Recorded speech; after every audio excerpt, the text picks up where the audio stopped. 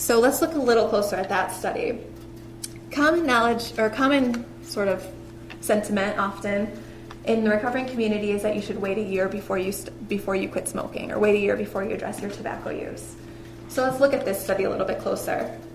This was at the Mayo Clinic. They surveyed 845 people who were in services at the Mayo Clinic between 1972 and 1983. So this was a longitudinal study, which means that it took place over a long period of time.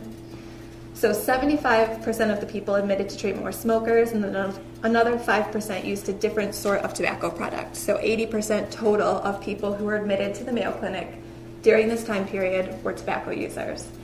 At follow-up in 1994, so either 10 years later or 20 years later, about a quarter of these clients who'd been admitted to treatment were now deceased.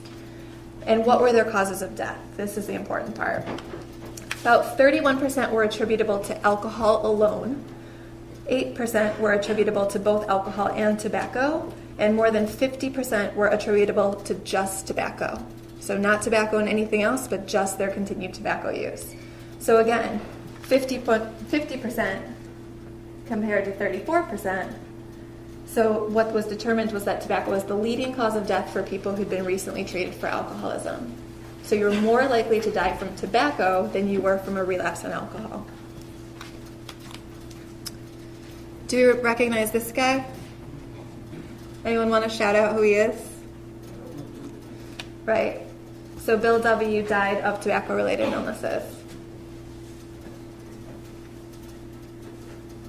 What about this guy? Anyone want to shout it out? Dr. Bob. Okay, thank you.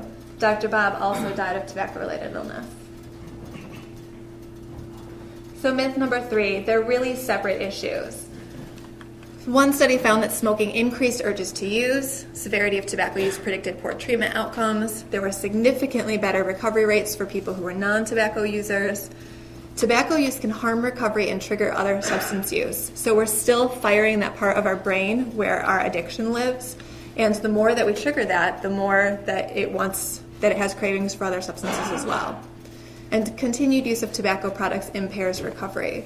So people who use tobacco are less likely to be successful in recovery than people who don't.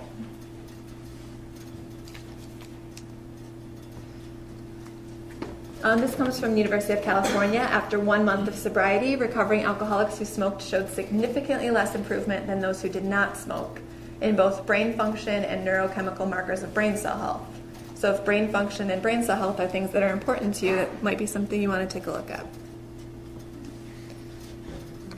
All right, myth number 4, one thing at a time. So we hear this one a lot. I'm really focused on all these other things right now. It's not